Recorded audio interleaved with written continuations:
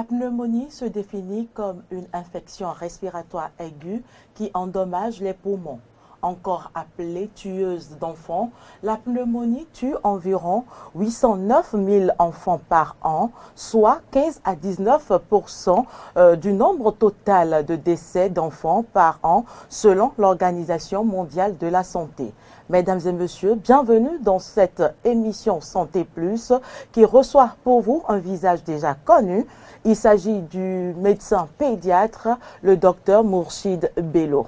Docteur Mourchid Bello, merci d'avoir accepté notre invitation. Je rappelle qu'avec vous, nous irons à la découverte de la tueuse d'enfants. Merci. Bonjour, Madame Carole. Alors, tout de suite, on démarre l'entretien.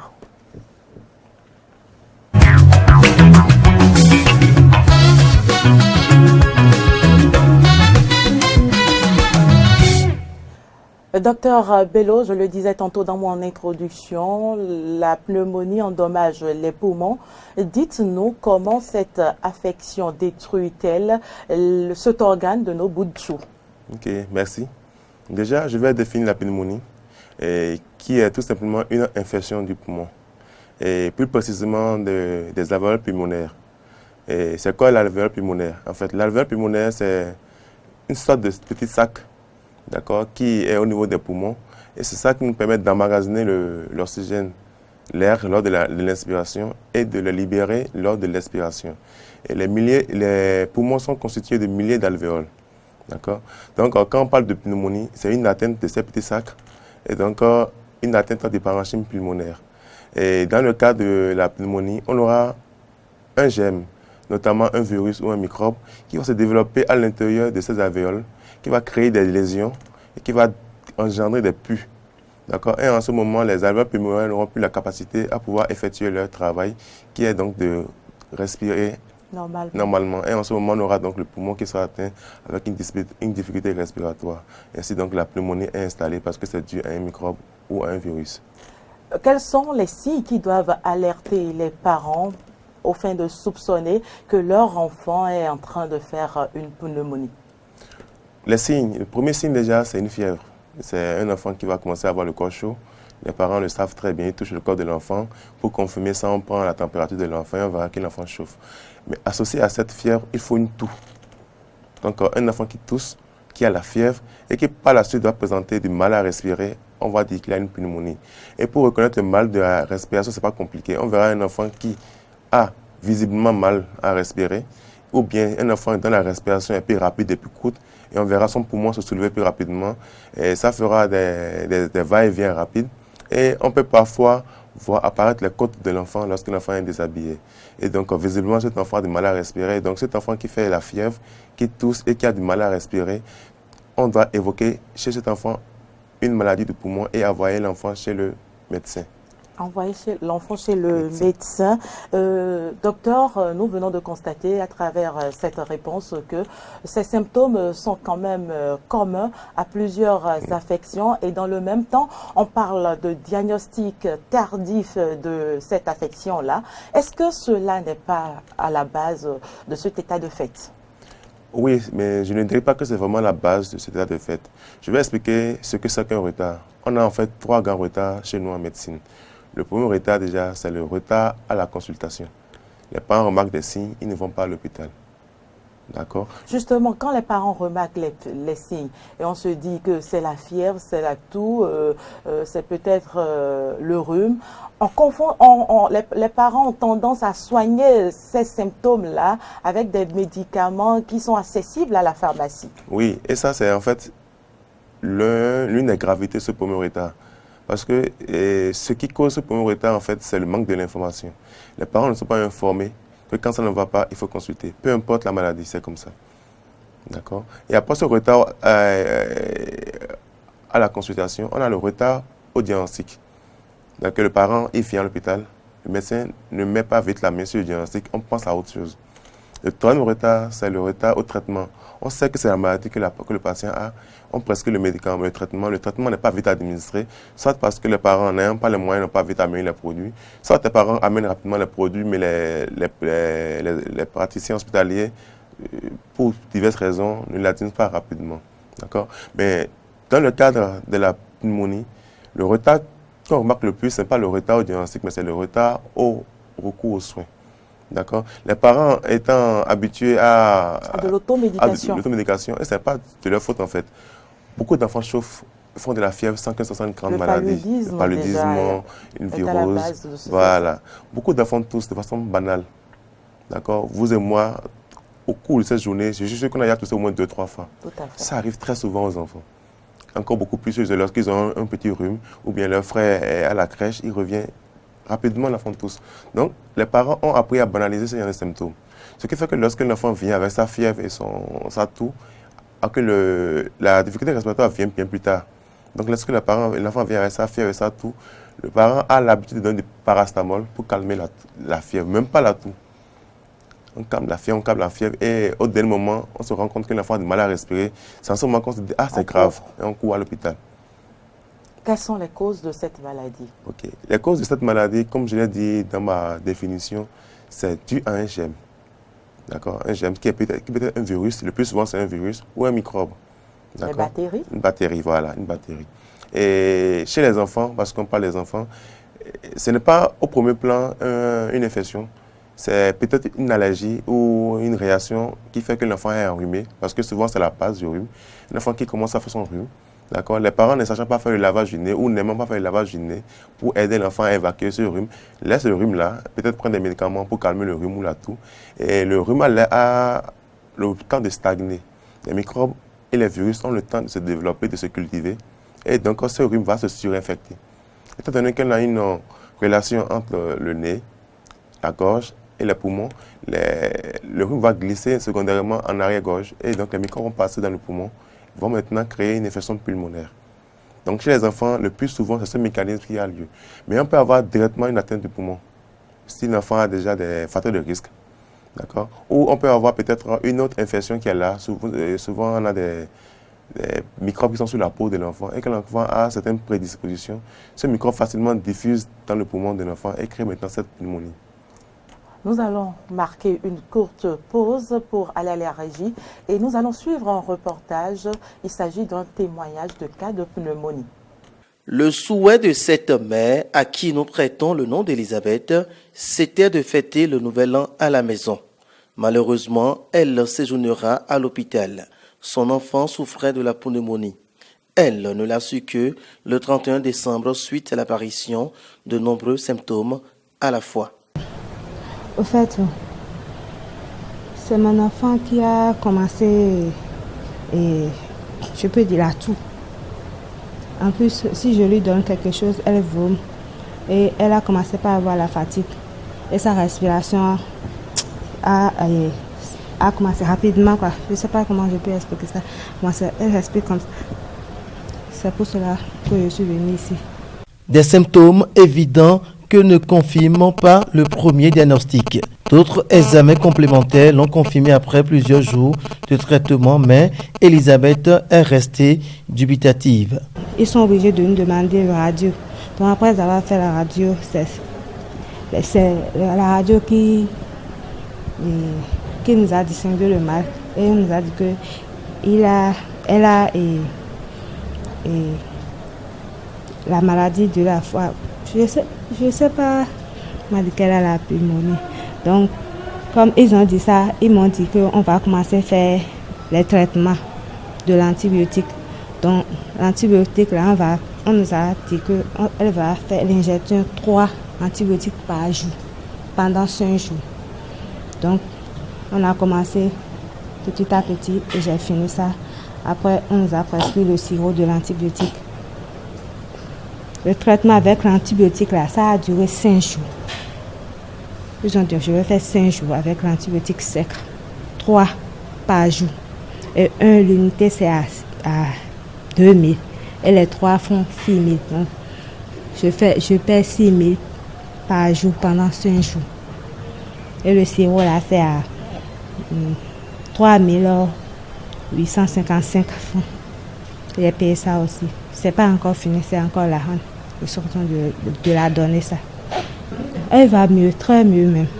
Oui, elle va mieux, correctement. Un traitement à base d'antibiotiques qui dépasse souvent le pouvoir d'achat des patients ou de leurs accompagnateurs. Entre-temps, l'état de santé de la petite fille s'est amélioré, mais elles sont retenues pour non-paiement des frais d'hospitalisation. Eh bien, docteur, vous venez de suivre ce reportage témoin et dites-nous quelles sont vos appréciations. Oui, ça c'est typique de la pneumonie grave. C'est un enfant, quand on voit bien l'enfant, on voit sa peau qui a des lésions, comme je disais tout à l'heure. Probablement cet enfant a commencé à avoir ces petits boutons, on a pensé que c'est la dentition. Les parents n'ont pas vite recouru aux soins, probablement dans son cas. D'accord, donc ce qui a fait que donc, la gravité de la maladie s'est installée. Et l'enfant est venu maintenant secondairement en hospitalisation. Et il fallait vraiment confirmer que cette maladie qui est là et qui avait du mal qui créait du mal à respirer à l'enfant était vraiment la pneumonie. Donc cette maman a dépensé énormément d'argent pour gérer sa pneumonie. Là, elle a parlé environ de 38 000 francs, sans compter les frais d'examen. Cet enfant est venu, on a fait des bilans pour écarter d'autres maladies, pour confirmer cette maladie. Donc je pense au bas mot, elle aurait dépensé 60 000 francs. 60 000 francs. Au bas mot, je pense pour son enfant. Au bas mot, si on va être... Un traitement déjà coûteux pour le citoyen lambda? Oui, c'est très coûteux. Même nous ici, on a du mal à sortir spontanément ça chaque jour pour nos enfants. Alors, vous parlez tout tantôt des facteurs de risque, docteur. Quels sont les facteurs de risque de cette affection? Les facteurs de risque sont nombreux, mais j'en citerai 6 principaux. Le premier déjà, c'est l'âge de l'enfant. Plus l'enfant est petit, et plus c'est un facteur de risque pour la pneumonie. Le second facteur, c'est l'exposition... On parle de nourrisson dans ces cas-là? De nourrisson, oui, de nourrisson, ou du nouveau-né même. De nourrisson. Le nourrisson, c'est de... Bon, le nourrisson nouveau-né, c'est de 0 à 2 ans et demi. Okay. Donc à 30 mois. Donc on parle de nourrisson de 1 mois à 30 mois. Donc ces enfants sont plus exposés que les autres. Et l'exposition au tabac, lorsqu'on a des parents fumeurs ou des adultes fumeurs, le poumon de l'enfant est progressivement détruit. Lorsqu'on a d'autres maladies de poumon chroniques, comme l'asthme, ça favorise la pneumonie, la malnutrition. L'enfant qui n'est pas bien nourri, donc son organe n'a pas les défenses qu'il faut pour pouvoir s'en sortir, lutter contre les bactéries. On a aussi le sida. Le sida qui est vraiment une grande pourvoyeuse d'infections pulmonaires. Voilà les 6 facteurs de risque liés à cette affection. Est-ce que cette affection est source de nombreuses consultations et hospitalisations au Bénin? Oui, c'est l'une des premières causes d'hospitalisation et de consultation chez nous, après le paludisme. Donc, de façon générale, c'est la première cause de mortalité chez les enfants. J'en parlais tantôt, lorsqu'on parle des maladies infectieuses, de taux de décès liés à cette affection par an. Et profitez de l'occasion pour nous donner la prévalence sur cette affection au Bénin. Oui, on n'a pas une prévalence, on n'a pas des données de prévalence, mais on a des données hospitalières. D'accord, on n'a pas vraiment, on a quand même fait des enquêtes. Et lorsqu'on prend ce que ça appelle, il y a un grand groupe qu'on appelle les infections respiratoires hautes. D'accord, lorsqu'on prend ces infections respiratoires hautes aiguës, on a 11,8% de prévalence chez les enfants. Et cette affection est dominée par la pneumonie. Et si on prend les chiffres hospitaliers, notamment au niveau de la gravité, nous avons 14,3% de décès liés à cette maladie, par exemple à la maternité Lagune, où cet enfant était hospitalisé. Donc c'est des chiffres très alarmants. Nous parlons de plusieurs sortes de pneumonie. Combien exactement et qu'est-ce qui les différencie? Il y a plusieurs classifications, et beaucoup de classifications. Je vais détailler une classification et je citerai les autres. Et la première classification, qui est très simple à comprendre, c'est celle qui classe la pneumonie en pneumonie communautaire et en pneumonie nosocomiale ou hospitalière. Communautaire, c'est très simple. L'enfant a attrapé cette pneumonie en dehors de l'hôpital. Donc, il a eu sa maladie à la maison, à l'école, il vient, on fait le diagnostic. Le second cas, c'est une pneumonie nosocomiale ou hospitalière. L'enfant est venu à l'hôpital pour une autre maladie, ou même pas cet enfant. Supposons que son frère est malade, il vient lui rendre visite, et subitement, il développe une maladie. On fait les investigations, on se rend compte que c'est une pneumonie, et il n'y a qu'à l'hôpital, peut-être qu'il a chopé cette pneumonie. Donc en ce moment, la pneumonie hospitalière qui s'oppose à la pneumonie communautaire. On a d'autres classifications, par exemple la pneumonie simple, la pneumonie grave. Ça ça dépend de la gravité de la pneumonie. La pneumonie selon le germe qui est viral ou bactérien. Mais je préfère qu'on garde la première définition et c'est terre à terre, on sait que c'est communautaire dans la communauté et c'est hospitalier à l'hôpital. En parlant de la pneumonie à base des bactéries ou du virus, dites-nous, on parle de vaccin contre cette affection-là. Est-ce que c'est contre l'affection ou contre les bactéries? Et quelle est l'efficacité de ces vaccins-là? Okay. Déjà, ce n'est pas une vaccination contre la pneumonie, mais contre les germes. On a principalement le pneumocoque, l'hémophilus influenzae. On a des vaccins qui sont dirigés contre des microbes et des virus particuliers, qui sont pourvoyeurs de grippe et de pneumonie. Et l'efficacité des vaccins par rapport à cette maladie est très importante, puisque lorsqu'on a commencé à faire la vaccination, on a vu que le nombre de cas a drastiquement diminué. Ça n'a pas disparu, mais ça a diminué. Et notamment lorsqu'un enfant est vacciné contre ces germes, il fera rarement de pneumonie à ces germes. Donc, c'est ce que je peux dire sur cette question. Qu'est-ce qui fait la différence entre la pneumonie et la bronchite?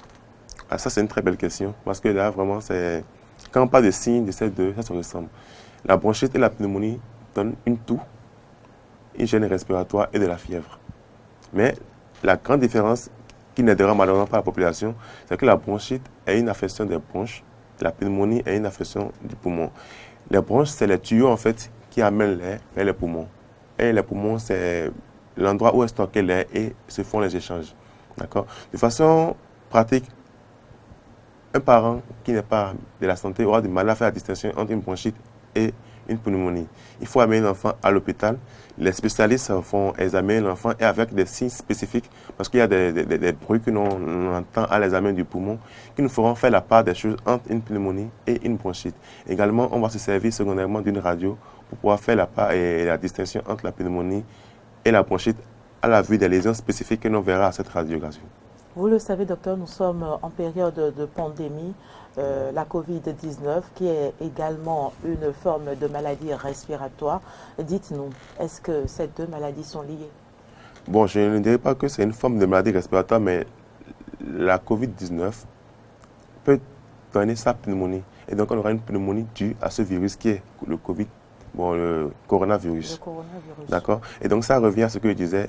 La Covid est là. Et lorsque le germe va se multiplier dans les alvéoles pulmonaires, il va déclencher ce qu'on appelle une pneumonie due au Covid-19. Et donc, on n'a pas plutôt, ce n'est pas que la pneumonie et la Covid sont à opposer, mais la Covid est une cause de pneumonie. Et comment est-ce que l'enfant peut recontracter à nouveau la pneumonie? Oui, il peut recontracter la pneumonie. Ce n'est pas fréquent, mais il peut le faire. Il y a des enfants qui font jusqu'à 2 à 3 fois la pneumonie, notamment quand ils ont une faible défense. Quand ils prennent les enfants malnutris ou les enfants exposés et atteints du VIH-Sida, mais ces enfants peuvent faire 2-3 fois la pneumonie au cours de la même année. Notamment quand ce n'est pas le même germe, c'est très très fréquent. Quel est le traitement que vous administrez pour la pneumonie? Le traitement, déjà, je l'ai dit, c'est une infection. Si c'est une pneumonie virale, on ne met pas un traitement spécifique. On traite, en général, le rhume donne, et le virus donne un rhume. Il faut traiter le rhume chez l'enfant et traiter la fièvre, apporter un peu de vitamine C pour renforcer l'immunité de l'enfant. Là, il n'y a pas un traitement spécifique. Mais lorsqu'on a une pneumonie bactérienne, le traitement est fait à base d'antibiotiques. Donc, on apporte des antibiotiques à cet enfant sur une durée d'environ 7 à 10 jours. Et généralement, c'est réglé avec ce traitement antibiotique. Dites-nous, docteur, comment les parents peuvent concrètement prévenir cette affection? Déjà, je l'ai dit, souvent c'est le rhume qui est à la base chez les enfants. Donc, les parents doivent apprendre à traiter correctement le rhume. Traiter le rhume, ce n'est pas aller prendre des médicaments contre le rhume, c'est apprendre à faire le lavage du nez aux enfants. Donc, les parents doivent pouvoir apprendre à faire le lavage du nez à leurs enfants. Ils doivent pouvoir recourir rapidement en consultation chez les médecins lorsqu'il y a le signe qui persiste et ils doivent faire vacciner leurs enfants. Nous tendons à la fin de cette émission. Qu'avez-vous à dire en guise de conclusion? Ok, en guise de conclusion déjà, je dirais aux parents de recourir aux médecins dès que l'enfant est malade. D'éviter l'utilisation abusif des antibiotiques de façon anarchique parce que c'est ça qui crée en fait de gros problèmes. La pneumonie, en fait, lorsqu'elle est traitée tôt, est très peu coûteuse. Je reviens rapidement sur notre émission. Elle a fait un calcul d'environ, je dis 60 000 francs. Mais si cette maman avait vite consulté, avec moins de 5 000 francs, son enfant aurait été guéri et jamais l'enfant ne serait venu à l'hôpital pour cette grosse hospitalisation. Donc la pneumonie est coûteuse lorsqu'elle est grave. Sinon, le traitement de la pneumonie est très, très peu onéreux. Alors, mesdames et messieurs, voilà qui met un terme à cette émission. Je rappelle que nous recevions à l'instant le docteur El Mourchid Bello. Il est pédiatre à l'hôpital de la mère et de l'enfant Lagune. Il nous entretenait sur la pneumonie chez l'enfant. Merci à toutes et à tous de nous avoir suivis. À très bientôt.